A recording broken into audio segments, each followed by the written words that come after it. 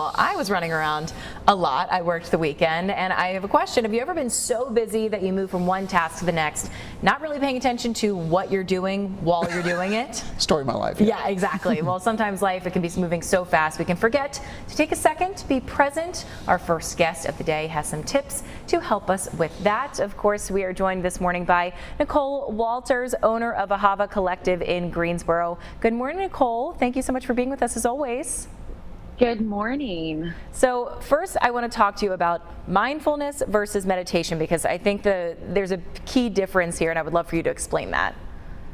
Yes, and actually a lot of people don't realize there's quite a difference there. So meditation is a physical practice that we perform. You can think of it as like exercise for your brain, sort of a retraining or training of the mind.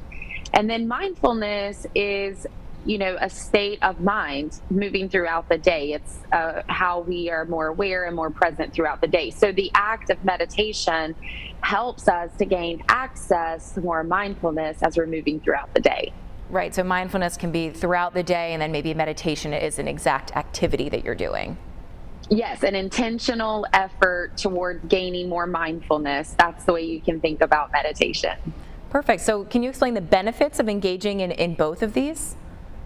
Right. So the benefits of engaging in meditation, obviously, is we gain more access to mindfulness. And the more mindful we become, the goal that tends to happen, the goal for me in my personal practice is I want to become more compassionate towards myself and to other people. And through that state of compassion, I'm less judgmental.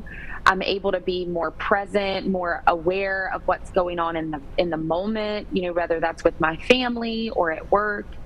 And it also gives me a sense of building a relationship with my emotions and responding to them rather than reacting instantly, when I feel, angry or frustrated. Just, how you ever heard people say, like, they just snapped, Yeah. We don't want to walk around just snapping all the time.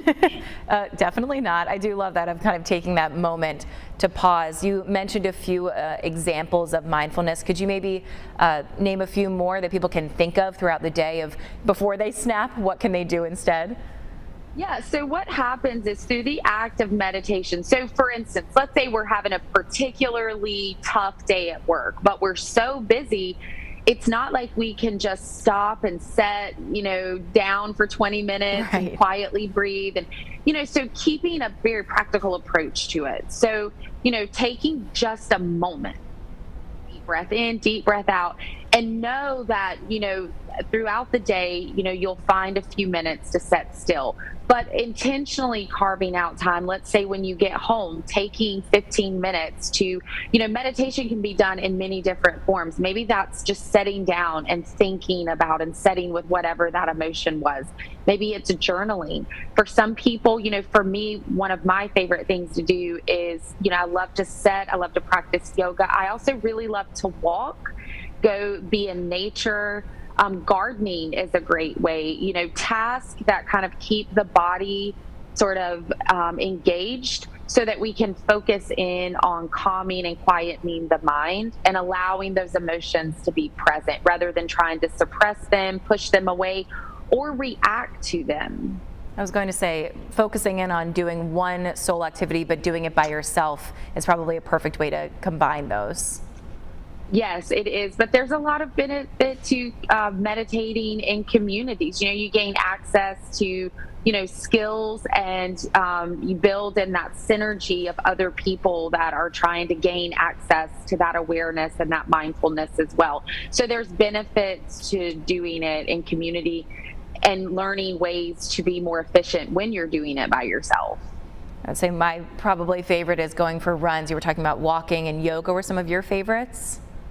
Oh, yes. And physical exercise. And the thing, I think we talked about this last week, the thing about yoga as it relates to meditation, which, gets lost a lot in dialogue and advertising, is the intention behind the physical practice of yoga, the moving of the body, is so that you can flush out the energy, so you have more access to stillness. So when you're after a long run, see what it feels like to set still and just kind of reflect on the day, reflect on, where you are in that moment. Those are the best times for me to set still and kind of gain more access to my thoughts and my emotions. Maybe next time I will actually take some time to foam roll and really focus in on that moment. Thank you so much, Yes. Nicole, as always. And for those watching home, if you would like to learn more, of course, you can go to the website that is there on your screen, ahava-collective.com.